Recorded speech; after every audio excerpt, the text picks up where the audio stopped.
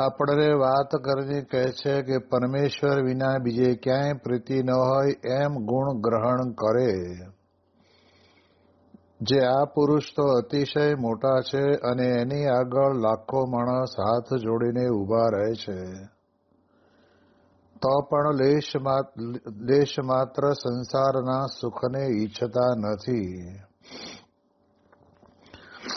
એટલે પહેલી વાત તો સત્પુરુષને વિશે જે ગુણ ક્યારે પણ સ્વામી કહે છે કે ગમે તેવા સંજોગ આવીને ઊભા રહે, આપણી ઈચ્છા પ્રમાણે આપણને આશીર્વાદ આપ્યા હોય અને આશીર્વાદ ન પણ ફળે તો પણ એ સત્પુરુષનો ગુણ જ ગ્રહણ કરે અને એમ વિચાર કરે જે સ્વામી બાપાએ જે કંઈ મારા માટે વિચાર્યું છે એ સારું જ વિચાર્યું હશે અને આશીર્વાદ નથી ફળ્યા તો પણ એ સારા માટે હશે એમ એમના અંતરની અંદર એને ગુણ રહ્યા કરે.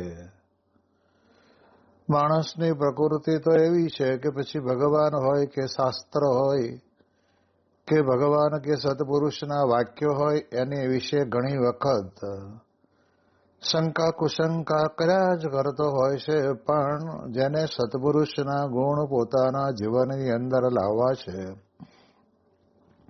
એવો જે ભગવાનનો ભક્ત છે એ ભક્તને તો એટલું અંતરની અંદર રહે કે સત્પુરુષના ગુણોનું ગ્રહણ કરે.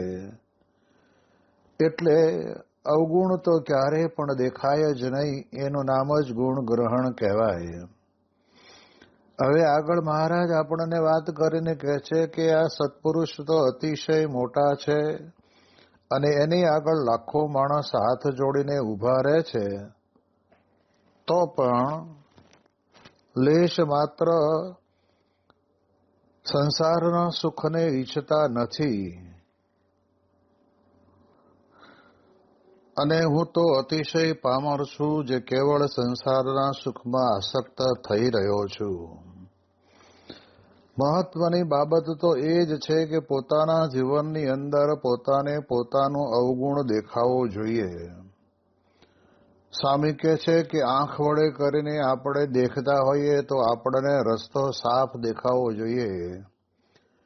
રસ્તામાં આવતા કાંટા કાંકરા જાળા ઝાંખડા જે કંઈ આપણને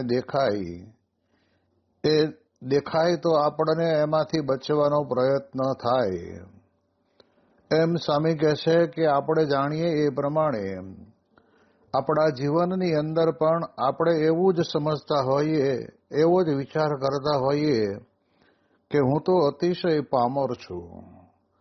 ભગવાન અને સંત તો અતિ મોટા છે, અતિ દયાળુ છે, અતિ કૃપાળુ છે. એવા સંતની પાસે તો હું સામાન્ય માણસ છું. એ પ્રમાણે અંતરની અંદર એકદમ સતત વિચારા કરે એવો જે ભગવાનનો ભક્ત હોય એને વિશે સત્પુરુષના ગુણ આવતા વાર લાગે નહીં. પરંતુ ઘણી વખત એવું થાય કે સાથે રહેલા હોઈએ એટલે આપણને સખા ભાવ અથવા તો સાથે રહેવાપણાના ભાવની અંદર આપણને સત્પુરુષને વિશે જે પ્રકારના દિવ્ય ગુણો રહેલા છે એ તો ન દેખાય પણ પોતામાં વધારે દેખાય.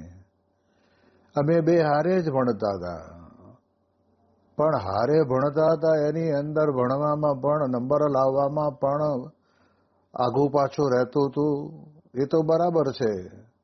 પણ જેને એકદમ પોતાના જીવનની અંદર ભણવામાં એક જ લગની લાગી હોય કે હું કેટલો ભાગ્યશાળી છું કે મને આ પ્રકારના પ્રોફેસરો અને શિક્ષકો મને મળ્યા છે અને કેવું સારું ભણાવે છે, એવો જો એના અંતરની અંદર ગુણ રહ્યા કરતો હોય તો પછી એને કોઈ દિવસ ક્યારેય વાંધો આવે નહીં. અને એટલા જ માટે થઈને અહીંયા આગળ મહારાજ આપણને કહે છે કે સત્પુરુષને વિશે ગુણ દર્શન કરે અને પોતાને વિશે કેવળ કહેવાય છે કે હું પામર છું. એટલે આપણે જાણીએ છીએ કે પામર, મુમુક્ષુ, મુક્ત આ બધા જે ભક્તના ભેદ છે એની અંદર પામરનો અર્થ એવો આપણે કરીને સમજીએ તો કહે છે કે હું કાંઈ સમજતો નથી, આ તો સત્પુરુષની કૃપાએ કરીને આટલું મને સમજાય છે, એવો વિચાર અંતરની અંદર રહેવો જોઈએ. પણ એવું ન રહે એટલે એના કારણે કરીને પછી આપણને સત્પુરુષને વિશે અભાવ અવગુણ આવ્યા વગર રહે નહીં. જેમ ગોપાળાનંદ સ્વામીની પાસે એક મંગળ કરીને છોકરો પોતે ત્યાં આગળ રહેતો હતો અને સ્વામી પોતે એને વાલથી બોલાવતા, નાની મોટી સેવા દોડાદોડી કરીને કરતો હશે અને કાંઈ પણ કામ હતો એ મંગળિયા અહીંયા આવતું એટલે તરત છોકરો દોડતો જાય અને સ્વામી કહે તે પ્રમાણે કામ કરવા માટે તૈયાર થઈ જાય. પરંતુ એમ કરતા કરતા સંતની સેવા કેટલું મોટું ફળ આપે કે તો જેને પોતાના જીવનની અંદર અનુભવ થયો હોય એને જ ખબર પડે. એટલે કોઈક મોટો અમલદાર બની ગયો અને થોડા સમય પછી એને એમ થયું કે લાવો ને સ્વામી અહીં છે તો મળતા જઈએ. અને જ્યારે મળવા આવે છે ત્યારે એમની સાથે પણ બીજા અમલદારો હશે. અને તે વખતે ગોપાળાનંદ સ્વામીએ કીધું કે મંગળિયા આવી ગયો, ઘણા દિવસે દેખાયો. ત્યારે એને બહુ લાગી આવ્યું કે આટલા બધા મારી સાથેના મારા સાહેબો બધાય છે અને એની જોડે મને આ પ્રમાણે મંગળિયો કીધો.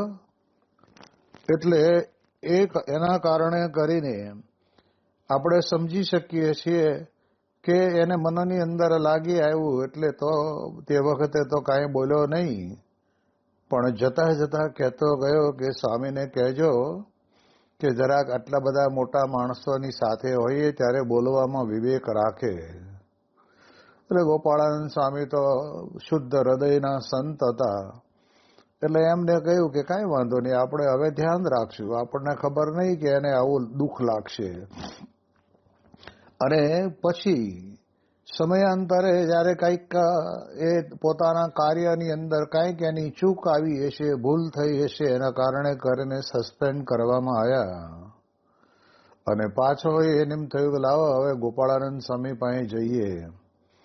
અને ગોપાળાનંદ સ્વામી પાસે આવે છે ત્યારે ગોપાળાનંદ સ્વામીને ખબર હતી કે આને ખોટું લાગ્યું છે.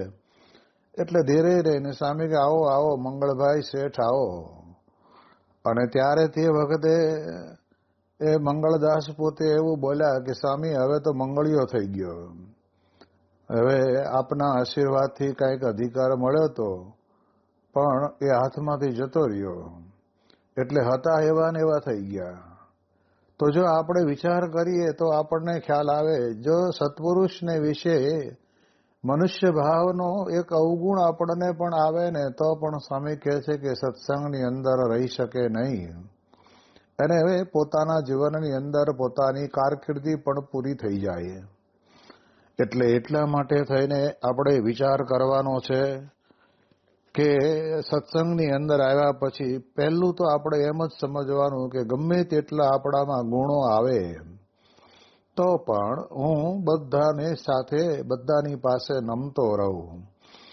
બ્રહ્મ સ્વરૂપે યોગીજી મહારાજ પોતે તો અક્ષરધામથી આવેલા પુરુષ હતા, તેમ છતાં પણ આપણને બધાને સમજણ પડે એટલા માટે તેને આલોકની દ્રષ્ટિએ જોવા જઈએ તો પણ એ કેટલા નિર્માની બનીને રહેતા. ગમે તે કોઈ કહી દે તો પણ અંતરની અંદર ક્યારેય અમને બીજો વિચાર ના આવે.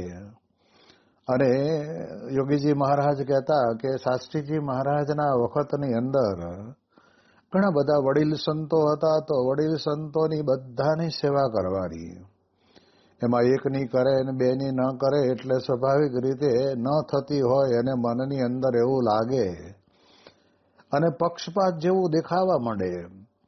પરંતુ યોગીજી મહારાજ તો પોતે એમ સમજતા કે આ બધા શાસ્ત્રીજી મહારાજની આ બનાવેલી સંસ્થાના સૂત્રધારો છે, વિરાટ કાર્ય કરે એવા છે અને હું તો એમની આગળ કાંઈ નથી, એવું સમજીને એ પોતે પોતાના જીવનની અંદર પોતે રહેતા.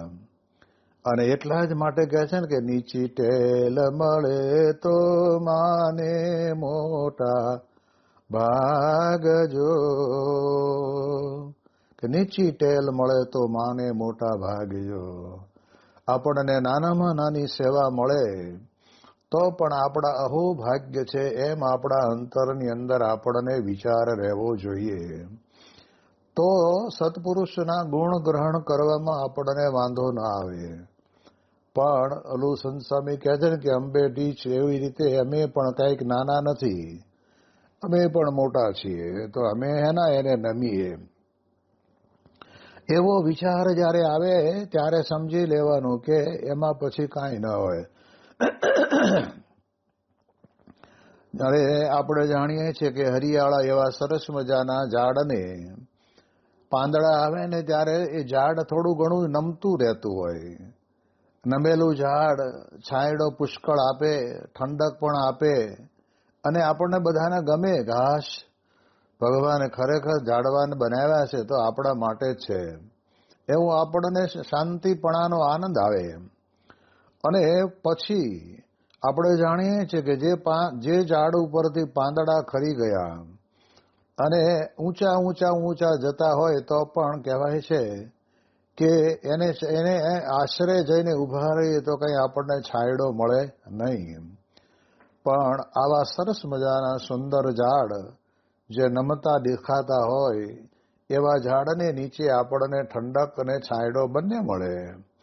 એમ સત્સંગની અંદર પણ આપણે જ્યારે સત્પુરુષોના ગુણો આપણા જીવનની અંદર લાવવા હોય તો કહે છે ને કે નમ્ર બનીને, વિનમ્ર બનીને, સેવક ભાવે, દાસ ભાવે આપણે બધાને વંદન કરતા રહીએ. એ આપણા જીવનની અંદર હોય તો બહુ મોટી વાત આપણા જીવનની અંદર આપણને પ્રાપ્ત થતી હોય છે. એટલે પહેલું તો વિચાર એ જ કરવાનો કે હું પામર છું, એટલે હું સામાન્ય છે, મને કાંઈ ખબર પડતી નથી.